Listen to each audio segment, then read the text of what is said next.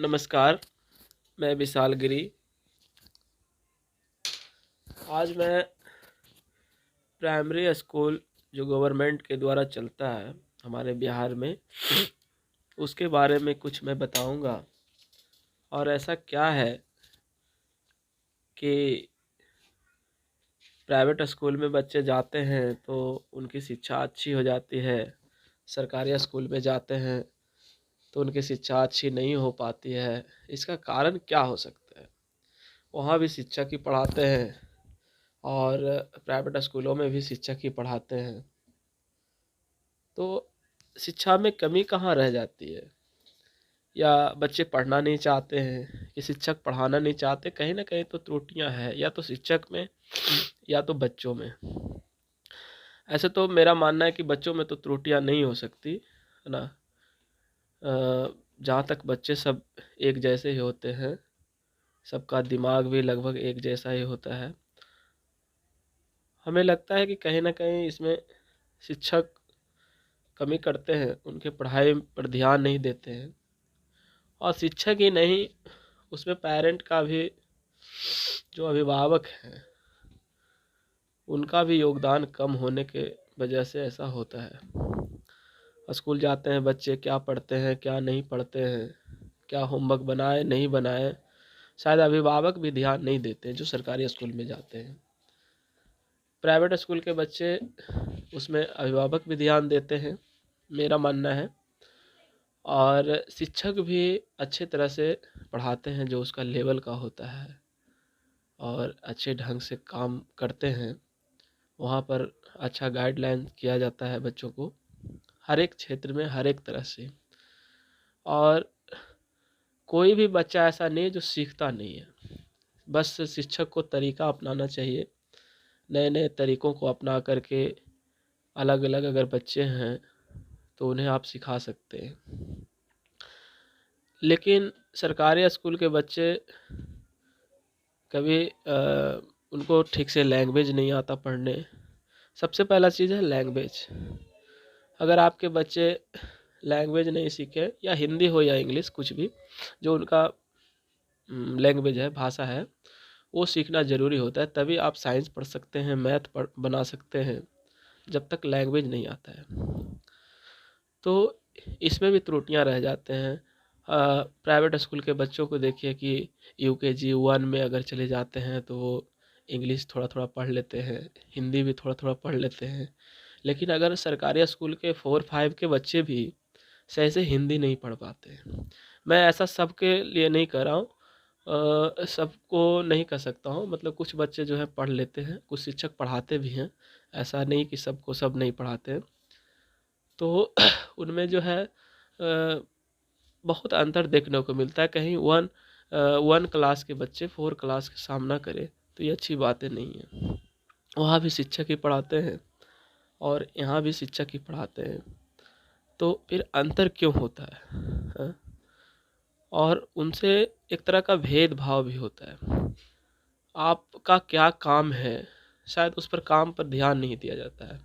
अगर उस काम पर ध्यान दिया जाए तो आपके स्कूल के बच्चे, चाहे वो गवर्नमेंट स्कूल हो या प्राइवेट स्कूल हो, आपके बच्चे भी बढ़िया हो सकते हैं और अच्छे कर सकते हैं। सरकारी स्कूल ऐसा नहीं है, लेकिन लोगों के मन में बैठ गया है कि सरकारी स्कूल में अच्छी पढ़ाई नहीं होती है। तो उसका कारण है कि सही में पढ़ाई नहीं होती है, शिक्षक वहाँ मेहनत करना नहीं चाहते, टाइम से आना नहीं चाहते हैं, पीरियड बाई पीरियड पढ़ाई नहीं कर पाते हैं। कब, है ना, खाना पर, जैसे खाना जो है, सरकार खाना पर ज़्यादा ध्यान देती है, उसका हिसाब किताब रखते हैं, और भी कामों में टीचर को लगाया जाता है। शायद ये भी वजह हो सकता है। लेकिन अगर छोटे बच्चे की बात करो, अगर मान के चलिए कि 9-10 बजे स्कूल खुलती है, अगर बच्चों को 2 घंटा भी ठीक से अगर पढ़ाया जाए तो शायद बच्चे प्राइवेट स्कूल की तरह हो सकते हैं। 2 से 3 घंटा पढ़ाइए मन से, तब आपके बच्चे भी, आपके स्कूल के बच्चे भी, जो वहाँ 4 क्लास के बच्चे हैं, यहाँ 4 क्लास के बच्चे हैं, तो वो दोनों पढ़ सकते हैं। बाकी बात रहा लैंग्वेज का, तो अगर आप हिंदी में सिखाना चाहते हैं तो हिंदी में सिखाइए, इंग्लिश रीडिंग करना सिखाइए, पढ़ने के लिए सिखाइए, ग्रामर की जानकारी दीजिए, है ना, जो 4-5 के बच्चे हैं। और जो छोटे बच्चे हैं उन्हें मैथ के साथ साथ लैंग्वेज पर ज़्यादा ध्यान दिया जाए। शिक्षक अच्छा खासा उनका इनकम है, सब कुछ सरकार सभी सुविधा दी हुई है, बढ़िया सब जगह करीब करीब। अब पहले की बात नहीं रहा, पहले था कि कहीं भवन नहीं है, कहीं बढ़िया बैठने की जगह नहीं है, शौचालय नहीं है, पानी की व्यवस्था नहीं है, तो टीचर को भी परेशानी होती थी, ये मैं मानता हूँ। लेकिन मैं ये भी देख रहा हूँ कि अब जो है सब जगह सरकारी अच्छे भवन हैं, वहाँ बाथरूम की व्यवस्था की गई है, सब कुछ अच्छा है, यहाँ तक कि बेंच की व्यवस्था की गई है बच्चों को बैठने के लिए, मतलब सारी सुविधा दिया गया है, ब्लैक बोर्ड है, सब कुछ दिया गया है ना।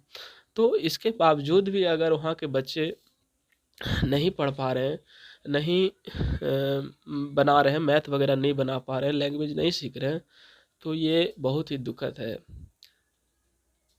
हमें नहीं लगता कि कोई भी बच्चा ऐसा सीखेगा नहीं। मुझे लगता है कि अगर उसे अच्छे ढंग से सिखाया जाए तो शायद सीखे। और शिक्षक तो ठीक है, अभिभावक का भी गलती है इसमें कि वो सरकारी स्कूल भेजते हैं, कभी उसका हिसाब किताब नहीं रखते। मेरा मानना है कि हिसाब किताब रखना चाहिए, हिसाब किताब रखना अच्छी बात है। मेरे बच्चे क्या पढ़ा, आज क्या कौन कौन से सब्जेक्ट नहीं हुए, कौन कौन से सब्जेक्ट हुए, क्यों हुए, नहीं हुए, है ना, तो ये सब होना चाहिए। लेकिन शायद उसका भी हिसाब किताब नहीं रखते हैं, जब बस जा रहा है आ रहा है बस यही सब देखते हैं। देखो, अगर सभी विकास विकास की बात करते हैं, देश जब भी विकास करेगा, हमारा बिहार जब भी विकास करेगा जब उसे बेसिक शिक्षा, जो प्राइमरी शिक्षा होता है, जो शुरुआत की शिक्षा होता है, वो देना बहुत ही ज़रूरी है। अगर वहाँ से अगर आप नहीं दे पाते हैं तो इसका मतलब है कि आप उस बच्चे का कमर तोड़ रहे हैं। कमर तोड़ने का मतलब है कि आप उसे आगे बढ़ने में रोड़ा बन गए हैं, है ना। आगे चल कर के उसे बहुत मेहनत करेंगे तो सब नहीं कर पाएंगे, क्योंकि उन्हें बेसिक नहीं पता, है ना, नीचे से उन्होंने अच्छी पढ़ाई नहीं करी, है ना, आगे चल के उन्हें कठिनाई होगी, है ना। हम ड्रेस स्कूलों में ड्रेस आ गए, साइकिल आ गई, छात्रवृत्ति मिलती है, बहुत अच्छी बात है, किताब की पैसा मिलता है, ये भी अच्छी बात है। लेकिन मिलने के बावजूद अगर आपका उनको अच्छी शिक्षा नहीं दे पा रहे हैं तो बहुत ही दुखद है। मेरा मानना है कि उन्हें अगर आगे बढ़ाना है तो अगर ये सारे चीज़ों को भी बंद कर दिया जाए और अच्छी शिक्षा दी जाए तो शायद उससे बेहतर हो, है ना। लेकिन अगर मिलती है ना, और प्लस में अगर शिक्षा भी बढ़िया मिलती है तो बच्चों का भविष्य बहुत ही उज्जवल रहेगा और उन्हें आगे बढ़ने का चांस मिलेगा, है ना।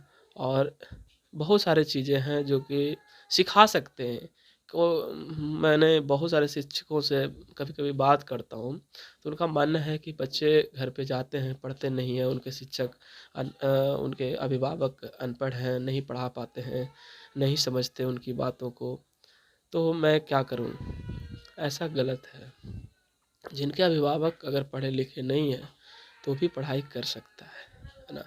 थोड़ा सा आप प्रयास करिए, अगर बच्चे नहीं आते हैं इस पे भी ध्यान दीजिए, कौन बच्चे कौन से काम में लग गए हैं उनको पकड़ के लाइए, है ना, और अच्छी शिक्षा उनको पढ़ाइए।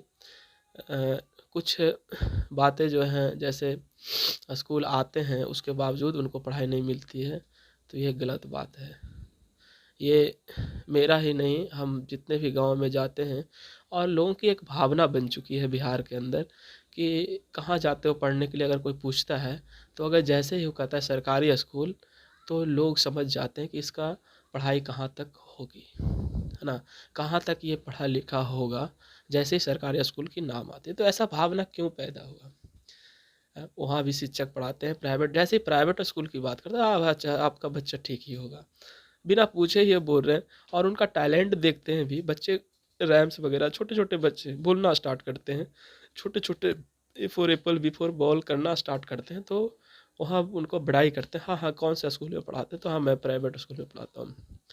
तो ये सारी चीज़ों को मैं क्या कहूँ, वहाँ भी बच्चे हैं, यहाँ भी बच्चे हैं, वहाँ भी शिक्षक हैं, यहाँ भी शिक्षक हैं, लेकिन मैं डिस्कस नहीं कर पा रहा हूँ कि वहाँ पढ़ाई कम, इतनी कम क्यों, और प्राइवेट स्कूल में इतना अच्छा क्यों हो जाता है।